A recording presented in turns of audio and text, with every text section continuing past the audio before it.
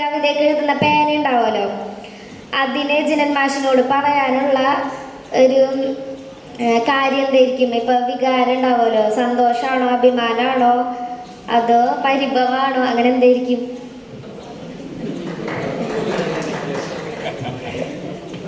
പേനയ്ക്കാണോ അല്ലേ ചോദ്യമല്ലേ? എൻ്റെ ചോദ്യം പേനയ്ക്കല്ലേ? പേനയ്ക്കുള്ള ഒരു പരിഭവമാണ്. നല്ല ചോദ്യമാണ്. കാരണം വളരെ കുഴക്കുന്ന ചോദ്യമാണ്. കാരണം എനിക്ക് പെട്ടെന്ന് ഇത്ര പറയാൻ ഒരു സംഭവമല്ല അത്. അതിങ്ങനത്തെ കുട്ടി മനസ്സിലോട്ട് ചോദിക്കുമ്പോഴാണ്, അതിലാണ് കവിത അല്ലേ? ഒരു പേനയ്ക്ക് എന്ത് പറയാൻ കഴിയുമെന്നുള്ള ഒരു ചോദ്യം ആ കുട്ടിയുടെ മനസ്സിലുള്ളത് ഒരു കവിതയാണത് അല്ലേ? ഞാൻ എഴുതുന്ന പേന, പണ്ട് എഴുതിയിരുന്ന പേന നിബുള്ളതായിരുന്നു.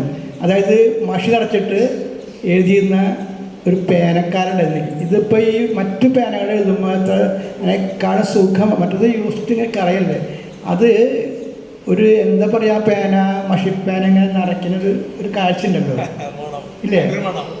മണത്തല്ല, അതിങ്ങനൊരു പില്ലർ ഉപയോഗിച്ച് മഷിയുടെ കയറും. ആ കയറ്റൊരു കവിത തന്നെയാണ് അല്ലേ?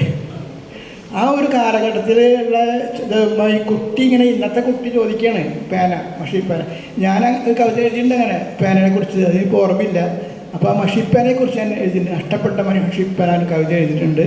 അത് ഞാൻ ഓർമ്മയില്ലാത്തതുകൊണ്ട് പാടുന്നില്ല. എന്തായാലും ആ ചോദ്യത്തിന് ഞാൻ അവിടെ എൻ്റെ അയൽക്കാരിയാണ് കേട്ടോ.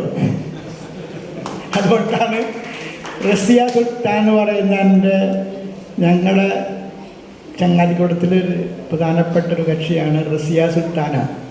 ആ സുൽത്താനയുടെ മിടുക്കിയായ കുട്ടി എന്നോട് ഇങ്ങനെ ധൈര്യപൂർവ്വം ചോദിച്ചതിൽ ഞാൻ അഭിമാനിക്കുന്നു.